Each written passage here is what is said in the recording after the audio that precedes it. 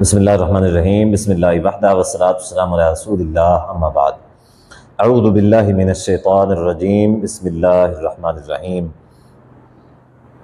या अय्युहल्लज़ीना आमनुत्तक़ुल्लाहा वज़रू मा बक़िया मिनर्रिबा इन कुंतुम मुमिनीन फ़इन लम तफ़अलू फ़अज़नू बिहर्बिन मिनल्लाहि व रसूलिही व इन तुबतुम फ़लकुम रुऊसु अम्वालिकुम ला तज़लिमून व ला तुज़लमून।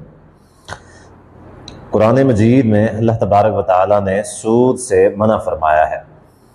अल्लाह तबारक व तआला ने फरमाया कि या अय्युहल्लज़ीना आमनुत्तक़ुल्लाहा वज़रू मा बक़िया मिनर्रिबा इन कुंतुम मुमिनीन, ऐ ईमान वालो तुम्हारा जो सूद बाकी बचा हुआ है यानी जिससे लेना है और जिससे जो कुछ देना है वज़रू उसको छोड़ दो। सूद के मामलात यानी पहले से चल रहे थे। जब कुरान मजीद में अल्लाह तबारक व तआला ने सूद की हुर्मत नाज़िल फरमाई तो अल्लाह तबारक व तआला ने यह हुक्म दे दिया कि अब के बाद जिससे जो सूद लेना है, सूद का मामलात वो लेना नहीं है और जिसको देना है उसको देना नहीं है। ठीक है, दोनों सूरतों में बंद। फ़इन लम तफ़अलू फ़अज़नू बिहर्बिन मिनल्लाहि व रसूलिही, अगर तुम लोग ऐसा नहीं कर सकते या ऐसा अगर तुम नहीं करोगे, फ़अज़नू बिहर्बिन मिनल्लाहि व रसूलिही, अल्लाह और अल्लाह के रसूल जनाब मोहम्मद रसूलुल्लाह सल्लल्लाहु अलैहि वसल्लम के साथ जंग के लिए तैयार हो जाओ। यानी इतना सख्त अल्फाज अल्लाह तबारक व तआला ने किसी भी नाफरमानी के मामले में नहीं इस्तेमाल फरमाए। यानी एक शख्स है जो नमाज के मामले में नाफरमानी करता है, एक शख्स है जो रोज़े के मामले में नाफरमानी करता है, एक शख्स है जो इताअत के मामले में नाफरमानी करता है। दुनिया के इतने सारे यानी मामलात हैं जो हुदूदुल्लाह है, सारी हुदूदुल्लाह के मामले में भी ऐसे अल्फाज इस्तेमाल नहीं हुए हैं जो अल्फाज यहाँ पे अल्लाह ने इस्तेमाल फरमाए हैं। कि अल्लाह ने फरमाया कि तुम मुझसे और मेरे रसूल से जंग के लिए तैयार हो जाओ अगर तुम लोग सूद को नहीं छोड़ सकते तो। पिछले दिनों बल्कि एक सोशल मीडिया के ऊपर एक क्लिप वायरल हो रहा है मौलाना तारिक जमील साहब का, कि मौलाना तारिक जमील साहब से सूद के हवाले से पूछा गया, उन्होंने इसका क्या जवाब दिया, जरा आप अपने आंखों से देखें और अपने कानों से खुद समाअत फरमा दें। मतलब इतने तो पैसे होते नहीं हम लोगों के पास कि हम सारी पेमेंट कर दें। लेकिन सूद देने से काम हराम नहीं होता, लेने से हराम होता। ये बात समझो, सूद देना भी गुनाह है और सूद लेना भी गुनाह है, लेकिन काम हराम हो जाए, काम गलत हो जाए, वो लेने से होता है, देने से नहीं होता। देने का जुर्म अपनी जगह पर मौजूद है। तारिक जमील साहब फरमाते हैं कि सूद देने वाला जो शख्स है उसका जो कारोबार है वो हराम नहीं है, जो सूद लेने वाला है उसका कारोबार हराम का है। इन्ना लिल्लाहि व इन्ना इलैहि राजिऊन। हालांकि साफ तौर पे कुरान मजीद में यह हुक्म दिया गया जिसने लेना है वो लेना और जिसने देना है वो देना। जबकि इब्न माजा की हदीस है 2277 जिसमें है कि हजरत अब्दुल्लाह बिन उमर रज़ियल्लाहु तआला अन्हुमा फरमाते हैं अन्ना रसूलुल्लाह सल्लल्लाहु अलैहि वसल्लम लाना आकिल रिबा व मुकिलहु व कातिबहु व शाहिदैहि।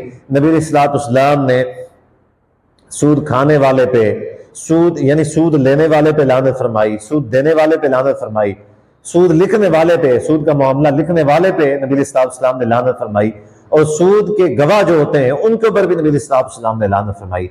अब जो लिखने वाला है ना तो वो सूद दे रहा है ना ले रहा है, उसके बावजूद भी नबी अलैहिस्सलातु वस्सलाम ने लानत फरमाई। अब जो गवाह है वो ना ले रहा है ना दे रहा है, उसके बावजूद नबी अलैहिस्सलातु वस्सलाम ने गवाहों के ऊपर लानत फरमाई है। जबकि तारिक जमील क्या कहता है, जाती मफाद की खातिर लोगों से जाती उनको अपने पसंदीदा जो लोग होते हैं, जो इनको डोनेट करने वाले लोग होते हैं, ठीक है, जो इनको यानी माशी तौर पर कुछ देने वाले लोग होते हैं, उनके सामने क्या करते हैं ये लोग, नहीं जो देने वाला है उसके कारोबार हराम नहीं है, जो लेने वाला है उसका हराम है, वगैरह वगैरह गुंजाइशें निकाल के देते हैं। इनको शर्म आनी चाहिए, अल्लाह से डरना चाहिए। अब कई सारे लोग मैदान में आ जाएंगे, मौलाना तारिक जमील साहब को आपने ऐसा कह दिया है। देखें भी बात यह है कि उसने लोगों के सामने मसला ऐसे बयान किया है और मसला गलत बयान किया है, कुरान और सुन्नत की खिलाफ वर्जी, झूठ बोला है। अब उस झूठ की वजाहत हमने छुप के नहीं देनी, हमने सबके सामने देनी है कि भाई ये हराम है, ऐसा नहीं करना, ये हराम है, कुरान और सुन्नत के अंदर ये हराम है। साफ अल्फाज के तौर पे हम ऐसा कहेंगे। कोई तारिक जमील है, कोई भी है, जहां अल्लाह और अल्लाह के रसूल सल्लल्लाहु अलैहि वसल्लम की बात आएगी तकी उस्मानी है, तारक जमील है, ये सब कुछ, इनकी कोई हैसियत नहीं है अल्लाह और अल्लाह के रसूल के फरमान के मुकाबले में। फिर लोग धमकियां देते हैं कि आपने हमारे मौलाना साहब को ऐसे बंद कमरे में बैठ के आप ऐसा इतने बड़े आलम है, फला है, ये है।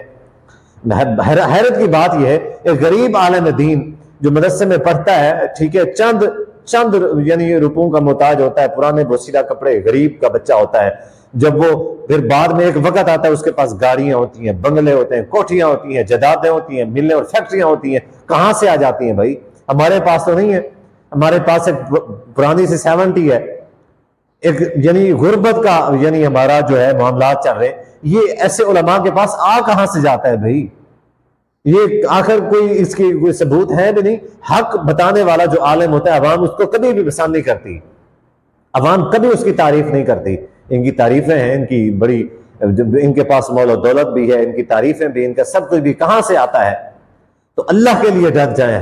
ये जो पसंदीदा लोग होते हैं, चंद टकों के एवज दीन को बेचना, अपने लोगों को राजी करने के लिए, ठीक है, जो इनको डोनेट करते हैं उनको राजी करने के लिए अपनी उनकी मर्जी का फतवा जारी करना, ये कितना बड़ा गुनाह है। तो बहरहाल मैं यहाँ पे दावत फिक्र देना चाहता हूँ तारक जमील साहब को, ये इस तरह के कई सारे जो मुल्ला हैं जिन्होंने जायदादें बनाई हैं दीन गलत बता के। अल्लाह तबारक व तआला से दुआ है, अल्लाह तबारक व तआला इनको हिदायत नसीब फरमाए।